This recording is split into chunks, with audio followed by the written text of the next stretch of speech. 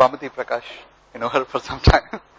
Bhamathi Prakash is the Managing Director of Merrill Technology Services Private Limited. It's a fully owned subsidiary of Merrill Corporation, and she has been there with Merrill Corporation, India since the inception of 2006. And she's an engineering graduate, and she started her career with Vettery Software. And she had a distinct opportunity to, lead a 6 million offshore processing SIC unit, and she, brought that back. And Bhamathi also stayed in the United States for a few years, and she was handling business development and support functions over there. Bhamathi has a unique experience of more than 20 years in the industry. And she was there with Office Tiger, Interpro and Sintel before Merrill. On her personal side, Bhamathi lives in Chennai. She's married to PC Prakash, who is a renowned cricketer and now he's a coach. And they are blessed with 2 daughters, Sanjana and Meghna. Bhamathi, over to you. Thank you, Anand. Thanks for that.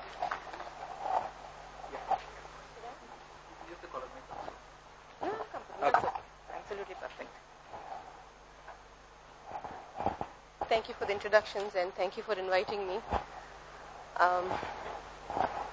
Manikandan was saying that you can ask questions for free. The answers are also free. So please feel free to just go ahead and stop me as and when. And like I was just mentioning to the hosts, I was very keen in more of an interaction than a formal presentation, because experiences are best shared when you just interact and understand better. So the intent of this 30-minute is not just to rush through whatever I have in mind, but at least deep dive wherever you feel that you need to get more into details. So I'll just start out the narration, and as you feel, as and when you feel you want to stop me, please feel free to do so, and let's make it as interactive as possible. See, the topic was to share my experiences in starting up a unit in this geography, and there are, I can actually classify experiences as usual and unusual, and tell me if I'm going out of frame. It can be usual and unusual. The usual challenges that one faces, I would reserve that for later, and maybe I will start off with the unusual challenges that we've had, because that may be more insightful for the audience. Just before I start, I would like to make a very small narration, very crisp. This is about a company, an MNC which did not have presence in this geography, but about 10 years ago, I should say, did feel the necessity to get into the Indian market, because the growth was very eminent for the company, and definitely, as we all know, get the cost benefit out of doing it out of India. The skill set was also absolutely available in abundance. So that was the reason for them to even look out at starting something here. But that company didn't have the confidence at that time, because the geography is new, and typically companies can be risk-averse from this angle, and hence they preferred to go and partner with somebody, another MNC which had presence in India. So that was a win-win for both of them. It was a partnership and a very, very successful marriage. They did start the operations, and then 5 years down the line, it was a little unfortunate that the partner with whom the MNC really had a relationship was sold to a direct competitor of the client MNC, the one who really wanted to have the operations here. So this whole processing came to a grinding halt. There was no means by which this company could continue working with the other company, knowing that it is going to be owned by the competitor. So there was this requirement to quickly resurrect a team, and I should comfortably say again, don't quote me for these numbers, roughly around 20 to 30% of the client work, which is sensitive, was being done out of this partnership firm in Chennai, in India. So the need was immediate, because even though it's only 20 to 30%, it's still a huge toll, spreading this 20-30 across the remaining 70 to 80%. So it could only stand for a while. It couldn't last for too long, so the requirement was almost immediate.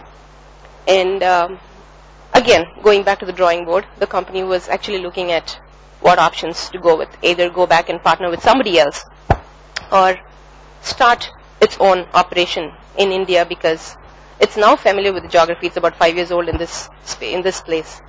So the decision was a little obvious that they decided to start the company here, and that's how Merrill India started. The unusual challenges. Now is when we have the true unusual challenges, because the time it had to quickly start up, because the BCP is not going to take you for a very long time. The solution that we had in place wouldn't see you through for very long.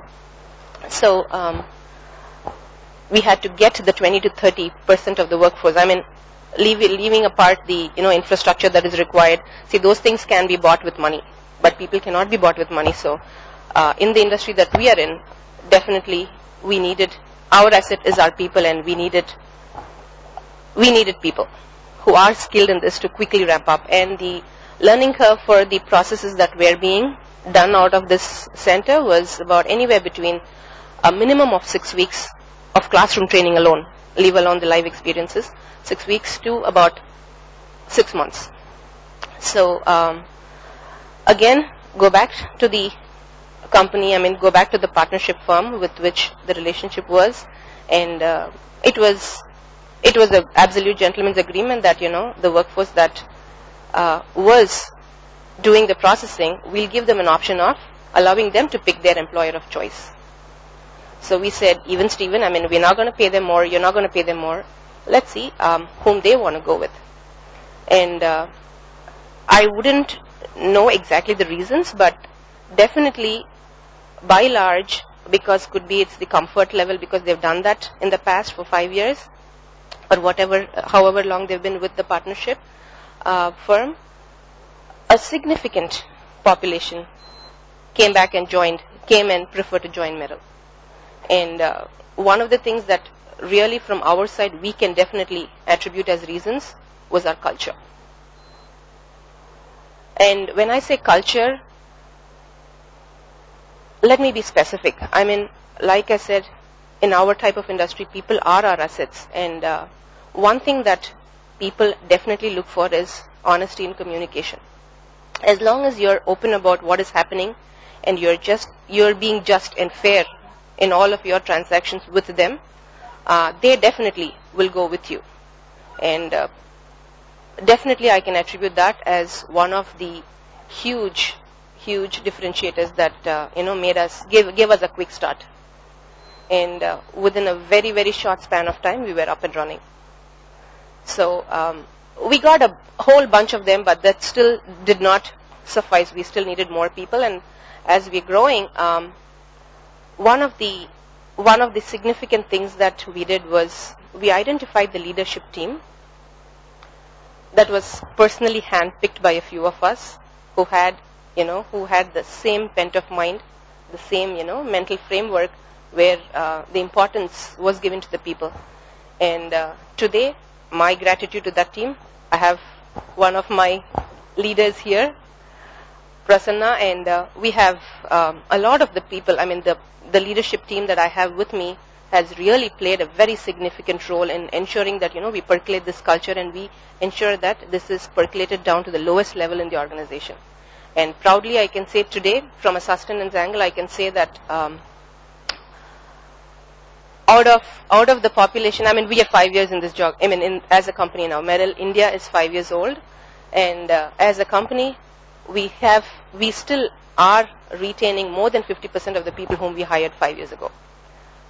For an ITES sector, that is huge. And I'm going all the way down to the lowest level. And the management team has been extremely supportive. The leadership team absolutely reflects the culture that we have defined, because they also believe in it. It's just not because they do it because it's their job or they're expected to do. They believe in the same culture, and this honest culture and the trust that we have in people has not failed us. And it's been completely performance based. The whole organization, the growth that we give our people are extremely, it's performance oriented, and they all know that that is what is the differentiator. Some people have actually left us and gone, but they will still stand testimony to our culture and the happy days that they had while they were with us. And interestingly, some of them have come back to us, and I think they would stay there for good. So that's been a huge positive for us. Questions? Am I just going too fast? Sure. When you started off in 2006, as a completely standalone firm, did you make changes in your processes, or did you just let things happen and get the boat steady and then make changes in the organization from a process standpoint and all that? Process in the sense, one is the production process or the operating processes that is used for delivering the end product. We did not make changes to start with, because that would take the comfort away from the people whom we brought in.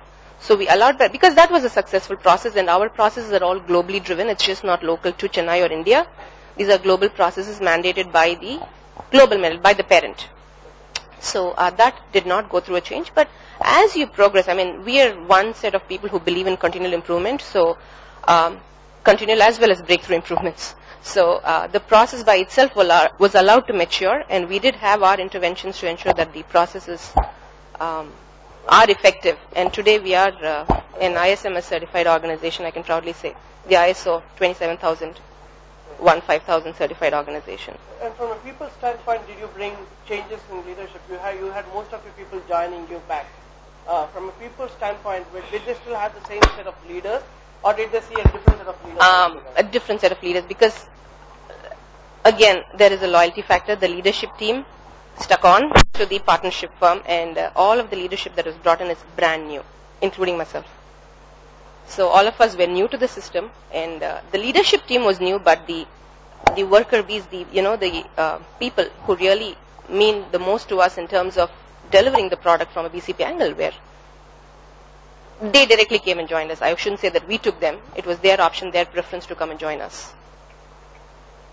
So that's where I said we kind of handpicked the leaders that we have today, our leadership. We are about not too big in terms of hierarchy. We are about 7 people who lead the whole operations for Chennai, for India I should say, because now we have, I can't say Chennai because in 2011 we started a second facility in Coimbatore, and now we also have a dedicated development center which Prasanna heads in Chennai itself. So this leadership team was completely handpicked, and like I said, the like-mindedness is what makes us successful today. And did you have difficulties because when you came in, your leadership team was new, right? And you had all these people who were suddenly seeing you fresh, right? So did you see problems in acceptability? Yes and no. Definitely there will be problems, because I am completely a new element here. All of us as leaders are new, and I should say at that time, I'm today the managing director, but when we started, I had my boss in the US, and she's the managing director. She had a lot of relationships with the people. She used to frequently visit Chennai, and she was almost, you can call her an Indian, Wendy Miller. She had her relationships going as well. So people looked up at her, and definitely that trust factor was there. That comfort factor was also there with her. So it was not truly all new from that angle. And did you do anything unusual to enhance the acceptability factor, in the sense that did you go out of your way for the people to accept you emotionally? Honest submission, we didn't do anything that were not us. We just were us, and that is where the culture of the company and the people who lead the company matters the most. So we were absolutely honest with them, and if it was good news, we shared it with them. If it was bad news, we did share it with them. And I think people respect that the most. And when they see the genuinity in your transactions with them, in terms of communication too, the respect automatically comes. You don't need to go out and try to reach and do anything different to earn that respect. So that has definitely been it was a challenge. It was a challenge initially, but as people see, because they are also, for a while they would be running like headless chicken.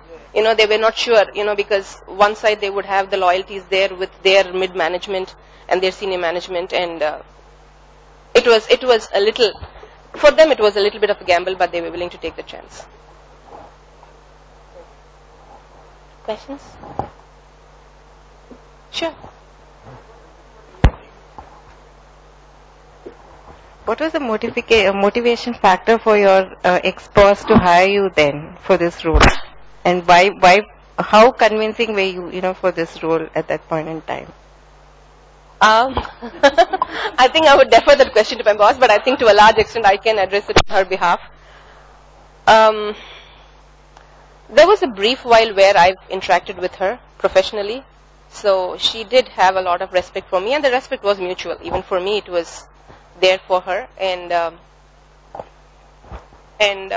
this was a huge opportunity for me. I mean, in all honesty, this is my first startup that I was instrumental in accomplishing. So it was a huge opportunity for me as well. And again, the same like-mindedness in terms of principles. I mean, that was the basic connect. If you ask me today, that is the connect. The emotional connect is what made us feel comfortable with each other. And there was nothing out of the way that was done. It wasn't required, basically. Hello, ma'am.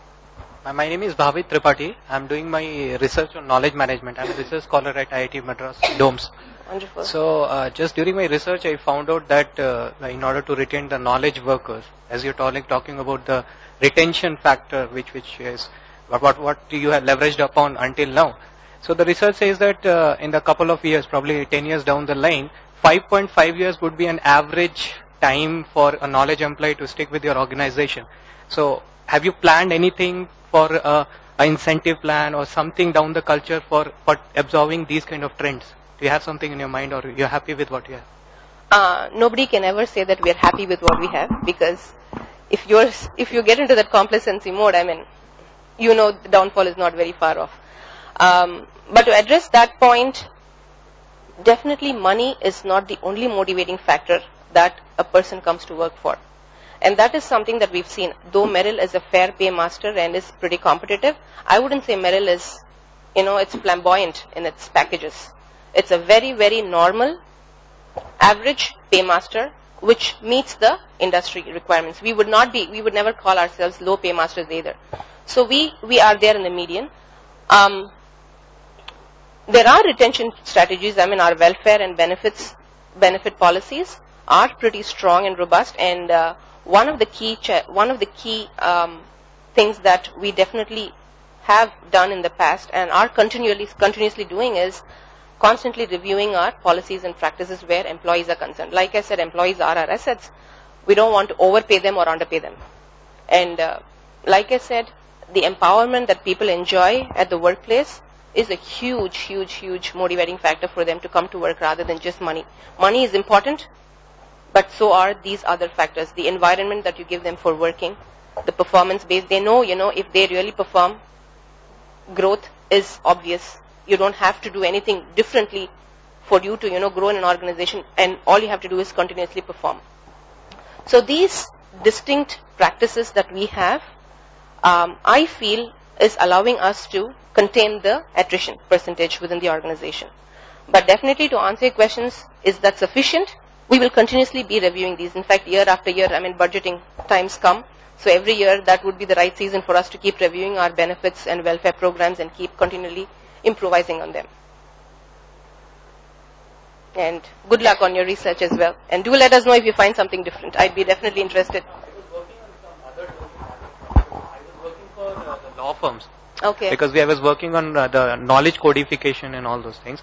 And I was trying to match it with the consultancy kind of activities what consultancy takes, then map it to the knowledge management in the law firms. That's what I'm working. But if knowledge management in the law firm, in the sense, more of a more kind of tacit knowledge capturing, wherein even if a person leaves the organization, because these partners or those people who practice the law, they are very senior people, and when they leave the organization, then how that tacit knowledge, which may not be present in the books, but because of the experience they have got it, so how to codify that so that it can be used by the lower people. I personally would definitely be interested, because that is something that always has challenged me. Okay. So I'd definitely be interested, because that experiential learning is something that you could never document, at least from what I know, but I'd definitely be open to hearing more if there are better techniques of, capturing that experiential knowledge. Yeah, definitely. I'll be sharing that. I'll be pleased to do that.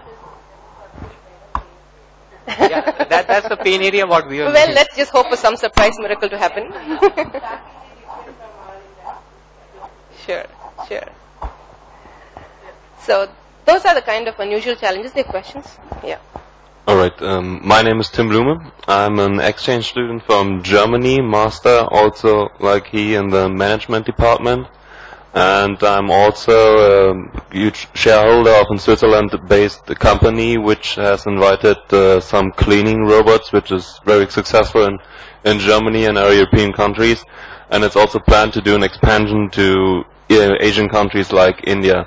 Like I've got it right, you have also some kind of mother company to call in the US, and you founded your company. Is there anything in general that we have to be aware of when we come to India? Only some general things you can tell me maybe?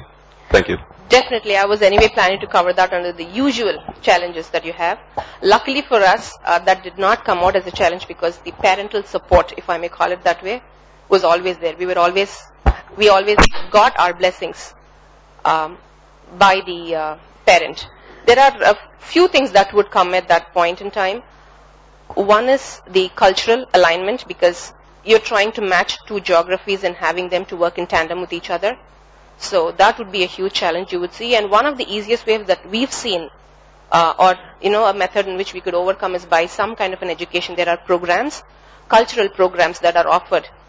I mean, a lot of us, at least in India, at least in the senior levels, have traveled abroad and even to the Western worlds to understand and appreciate some of the cultural aspects. But the vice versa may not always be true. So one of the things that we did was to have a program for the people who would be working with the Indian entity to go through from a cultural angle, to understand the different cultures or to appreciate the cultural differences between the two geographies. So that definitely is required. And the other thing I would definitely say, if you're going to have a parent who is outside India and an operating arm in India, the other challenge would be the communication. You got to ensure that there is this channel that's always open, and you have to constantly over communicate rather than under communicate. So that way you're absolutely on the same plane. You're welcome. Did you have people from your parent company come over to India and spend some time over here? Absolutely, absolutely. When we started up, like I said, for a lot of us it was the first time startup. And from a technology angle, we did need a lot of support because we had to establish our connectivity, we had to establish our servers, our firewalls, everything. And a lot of things we had to align ourselves with the global policies and practices, which we may not be aware at that point in time. All of us were new in the system. So we had to look for their guidance to make sure that worked. So yes, there was a significant amount of people from production side and from the IT side who had to come here and support us through that initial phase. And that initial phase was for about 6 months, I would say. They wouldn't stay here for all the 6 months, but that hand-holding was required for that period of time. And typically after about 6 to 8 months, I think we were just on our own. We didn't need that hand-holding, but of course, it's always good to have somebody to hold your hands. I have a question. Sure.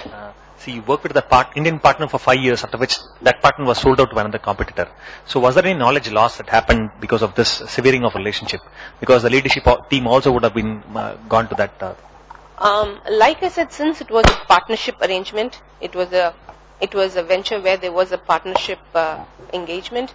Both parties were equally involved. So I wouldn't say there was a knowledge loss, but definitely from a bandwidth point of view, yes, there was a loss. Because if you have 5 managers versus 1 person or 2 people who really know the processes, yes, there would be a loss from that angle.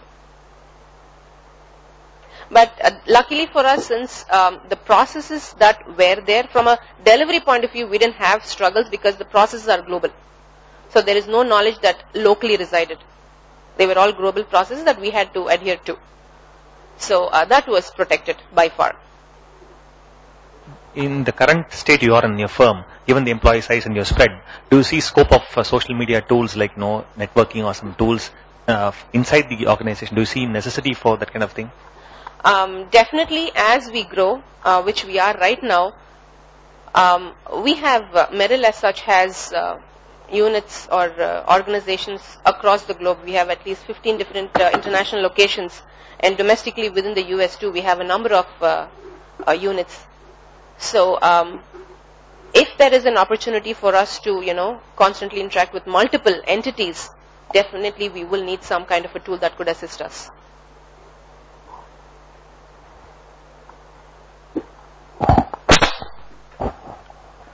See, there are a lot of emerging leaders here.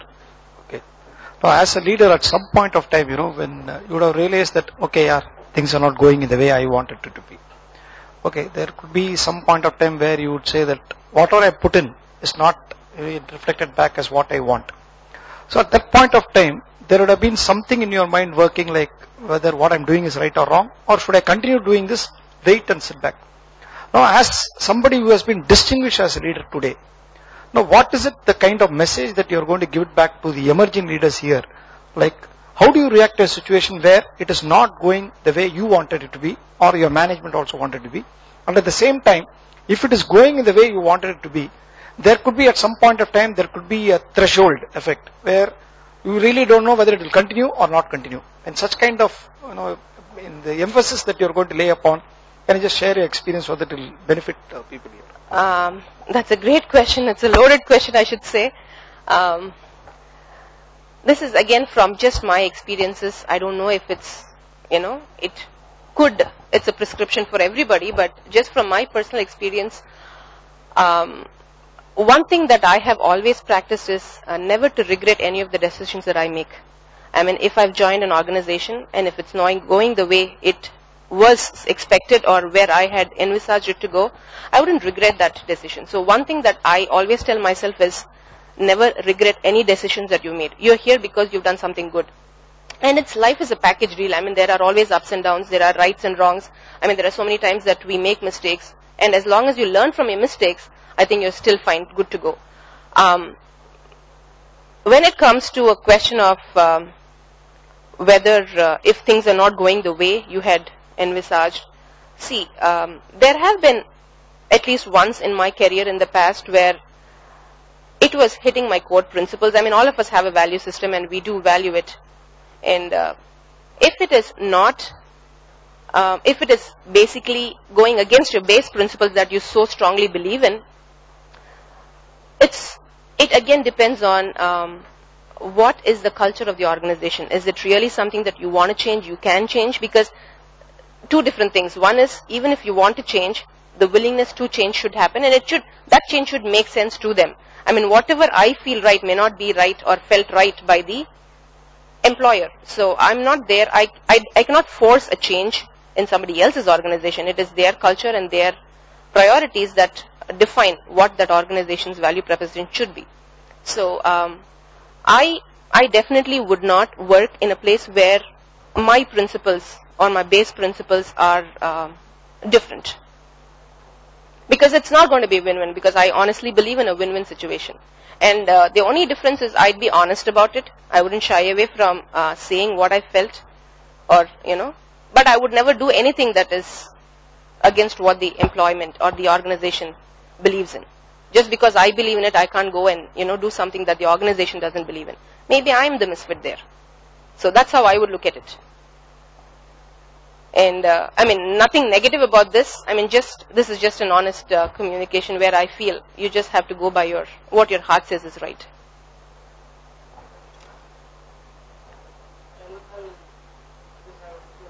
Earlier follow-up. See, when you started up, resourcing was the key challenge. I mean, bandwidth, as you mentioned, it was a key challenge, right? Over 5 years of growth, what's the current challenge that you see? I mean, bandwidth would have been solved, right? What's for the next year or next couple of years? What do you think are the challenges that you see? And secondly, how do you see KM or technology investment or whichever that's there, right? How do you see that fitting into solving that challenge? That's again going to be an extremely loaded question, and it's a forward-looking question as well. So I'd be very cautious in my response here. The challenges per se, definitely every organization does have challenges. I wouldn't say we don't have challenges, but that is up to us to see how we see that as a challenge. Every challenge can be converted to an opportunity as well. growth was one of the challenges that I can just share with you what just went through last year. Growth was just one of the challenges that we had. So we tried to convert that into an opportunity. And I wouldn't know if the technology could really support that, but it was more of more due diligence that was done to see how we could convert that into a an opportunity for the organization itself, and then present it to the board and then get approvals for that. So it again depends on how you look at it, how you look at a challenge.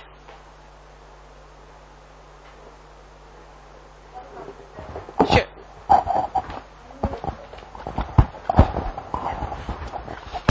You were talking about some core values in terms of transparent organization, as well as good rewards and recognition system.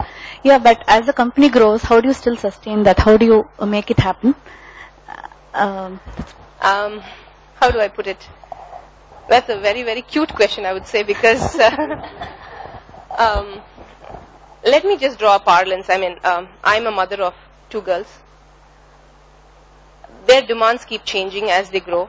In fact, the girls are 20 and 17, so you know the kind of challenges that a mom can face. But in the Indian context, it's much more similar, I should tell you specifically. It's very simple. But still, the challenges keep changing, the expectations keep changing. You'll have to adapt to their changing methods. If you have to look at your employees, your children, as they grow in the organization, their expectation and their perspective of situations keep changing. So with my children, I see that change a huge. That's changed a huge. When they were 5 and 6 year old, their requirements were very different, and the way I would respond or react to that situation was completely different from how I react to them today. And in fact, Vishnu and I were just having a conversation before the session where she was asking me, how the girls are and how demanding are they. I said, one of the things, as long as they're good children, just leave them grow. Let them grow. Don't interfere unless they ask you to interfere. That way your respect is also retained. So, jokes apart, employees do have, as they grow in the organization, do have different challenges. And it is up to us it's very easy to say, everybody under you aligned to how I want to be as a boss. But the more difficult challenge would be for you to understand their emotions and their expectations and align to them. And I think as a leader, you have to have that capacity to understand the different people that you handle and adjust to them rather than expecting them to adjust to you. So what would be your pulse mechanism to, understand this and respond to that? Interaction. That's the only way.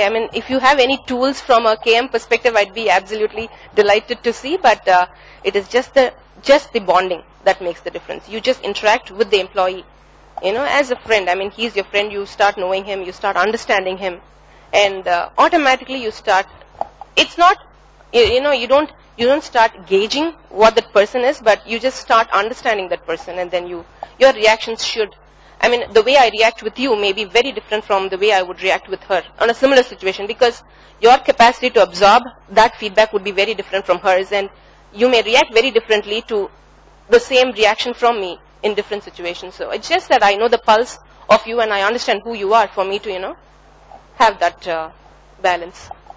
And I'm happy you brought about the context, because my question too is very much on those lines. It's about how do you manage a good work-life balance, because what has brought you here must have been hours and hours of effort at work. So how did you happen to manage the balance?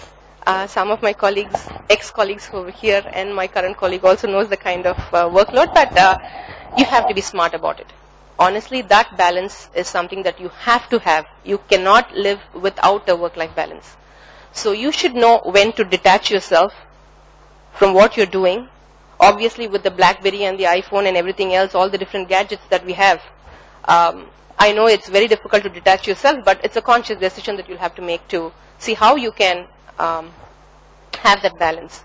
And again, it's an understanding, nobody is dispensable in an organization. So you have your second in line strong that, when you need to go on a vacation or you need to, switch off and, before you could switch on, you just hand over and then do that.